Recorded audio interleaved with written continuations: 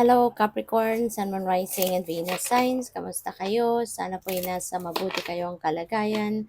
Welcome back po sa Star Tarot. At kung bago kayo rito, welcome din po kayo. Please subscribe, like, share my videos, and leave me a comment kung naka-resonate po kayo. Thank you.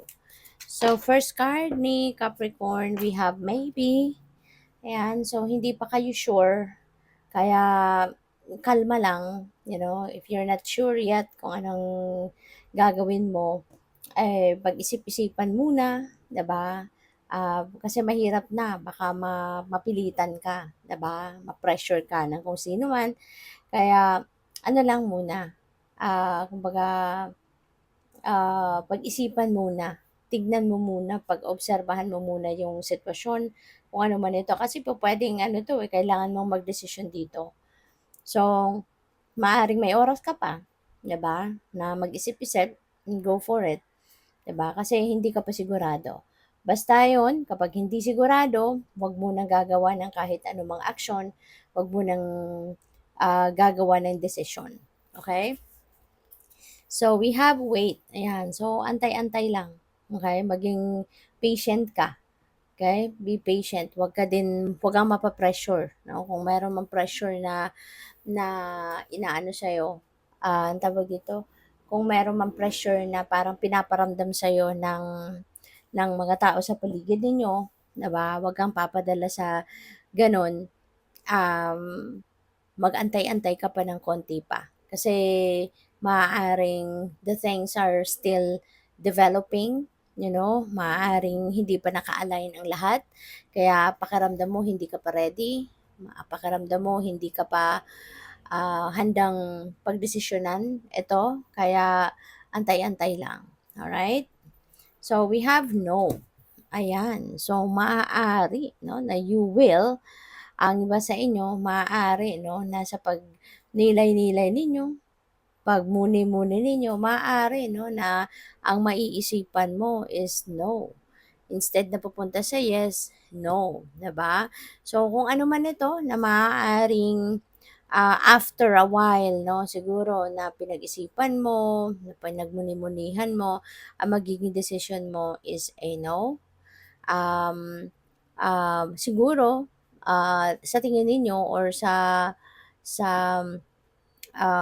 akala ninyo, 'di ba, sa pakiramdam ninyo, this is the best answer, this is the best thing to do.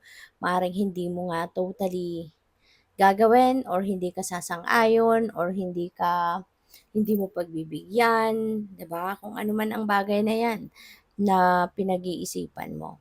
Okay? Basta ang importante, before you make any decision, then yun, pag nilay-nilayan at makinig ka sa iyong intuition. Kasi yung intuition mo will always send you a signal kung ano ang dapat mong gawin, kung ano ang dapat na maging decision mo. Okay? So, by the way, maraming salamat for subscribing. And if you haven't subscribed yet, subscribe na kayo. And also, maraming salamat din for not skipping the ads. Malaking bagay yan sa akin. And also, please click the join button sa baba ng video kung gusto niyo na mag-join kayo sa membership. So, we have overcome any obstacle. Kaya wag kang mag-alala. Kasi mau-overcome mo. No? Malalagpasan mo, masusolusyonan mo kung ano man ang mga sagabal na yan, no? Or mga obstacles na yan. Kasi always remember, no, na walang problema na walang solusyon, walang obstacle na hindi mo mahahanapan ng way out. Kaya rest assured, kalma lang, rest assured that things are going to fall into its right places, no? In God's perfect timing. Wag lang tayong magmadali.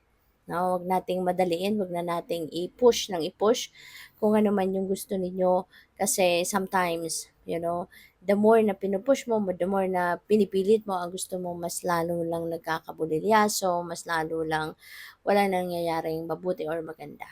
Okay? But rest assured that you will be able to overcome kung ano man ang mga obstacles na pinagdadaanan ninyo sa ngayon. So, trust the great mystery. Okay? Magtiwala ka lang. Life is a mystery in itself. Diba? At ang great mystery na to could be life, could be God. Diba? Kaya, umano ka lang, magdasal ka lang at magtiwala. Kasi, 'di ba, yung divine may plano, no, sa atin. May plano para sa bawat isa sa atin. He has a great plan. He has a plan para sa atin. Kaya ano lang, magtiwala ka lang.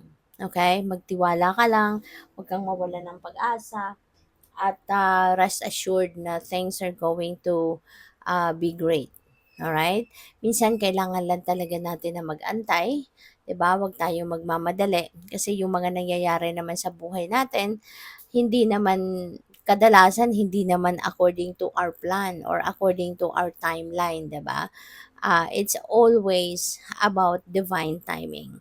Kaya yun, magtiwala ka lang. Kung ano man yung mabuti para sa iyo, yun ang mangyayari. Yun ang ibibigay sa iyo ng universe. Kasi minsan, 'di ba, may mga plano tayo para sa sarili natin. May mga gusto tayong mangyari sa buhay natin na hindi naman makakabuti para sa atin talaga. 'Di ba? Akala natin yun ang gusto natin kasi yun i-enjoy natin or akala natin yun ang best para sa atin, pero sometimes it's not, 'no? It's not what we thought, 'di ba?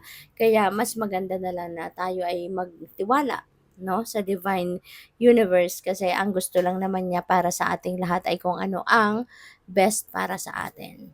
So we have there's always enough, okay? Kaya 'wag kayong mag-alala, hindi kayo mauubusan ng blessings. Lahat tayo, meron tayong merong nakatakda, no, na mga biyaya na para sa atin. Kaya hindi tayo mauubusan. There's always enough for each and every one of us. Kaya hindi pa unahan, no, hindi pa unahan ang pagkamit sa mga biyaya. Kaya 'wag magmamadali. Okay? Everything is happening according to the divine order and timing. Kanya-kanya tayo ng panahon. Kaya hindi ibig sabihin na ang ibang tao nagtagumpay na, naging maginhawa na sa buhay, kayo ay hindi na magkakaroon ng gano'n. No, hindi. Kasi lahat tayo merong nakatakdang destiny, 'di ba? Para sa ating lahat. And we are all entitled for the abundance of the universe. All right? So, what else? We have three of air. Ayan. So, ang iba sa inyo, finally, maaaring papunta na sa paghilom.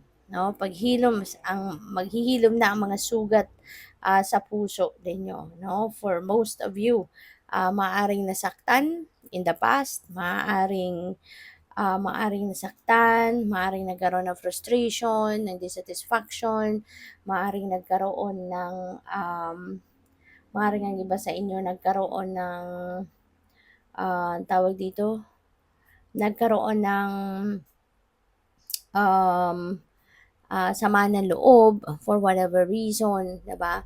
But inano mo na 'yun eh. Tawag dito, kinimkim mo na 'yon sa dibdib mo, 'di ba? Kinip mo na 'yon sa dibdib mo. Nag-suffer ka na for quite some time. And ngayon, 'di ba? Feeling ko you are on the way, no, to healing. So which is good. Kasi ibig sabihin nito nagagaan na din ang inyong pakiramdam. Matatanggalan na din kayo ng bigat, no, sa dibdib. Parang mabubunutan na kayo ng tinik sa dibdib, yung mga ganon, no? So, what else? We have the page of water. Merong magpapakilig sa inyo rito. Merong magpapasaya, magpapakilig. So, yung kilig naman na yan, it doesn't necessarily mean na love life lang talaga, 'di ba? May mga ngilan-ngilan ding mga nangyayari sa buhay natin na kinikilig din tayo kahit hindi related sa love life, hindi ba? Kaya maaaring, kunyari, may mga invitation sa inyo, 'di ba, na o pwedeng maimbitahan ka sa isang party, maimbitahan ka sa mga pagtitipon, maaring hindi mo yan nagagawa na for quite some time, kaya may pakilig, no, na epekto sa inyo na, ay wow, 'di ba? After a while, after a long time, ngayon lang ulit, 'di ba, kayo makaka-attend ng mga ganon, that you have to dress up, mga ganyan. Kaya it's sort of magpapangiti at magpapasaya sa iyo ang imbitasyon na ito. So, we have the Nine of Earth. Wow. So, talagang matutuwa ka. no? Matutuwa ka kasi ito na yung fruit of your labor, mangyayari na, 'di ba? Ito na yung time wherein makukuha mo na, mararanasan mo na yung financial comfort. Magkakaroon ka na ng financial comfort, financial ang tawag dito, freedom, 'di ba? Magkakaroon ka na ng kahit papaano ma-experience mo ng kahit konting luxury man lang, yung gano'n ba? Kaya this is really, really a beautiful time na kahit papaano makakapag-chill ka, makakapag-relax ka, makukuha mo na makakahawa ka na din ng malaking pera, yung gano'n ba? Kaya this is really a beautiful time para sa'yo na lahat ng effort na ginagawa mo dito sa trabaho man ito, kung sa negosyo mo man ito, sa career mo, 'di ba, magbubunga na.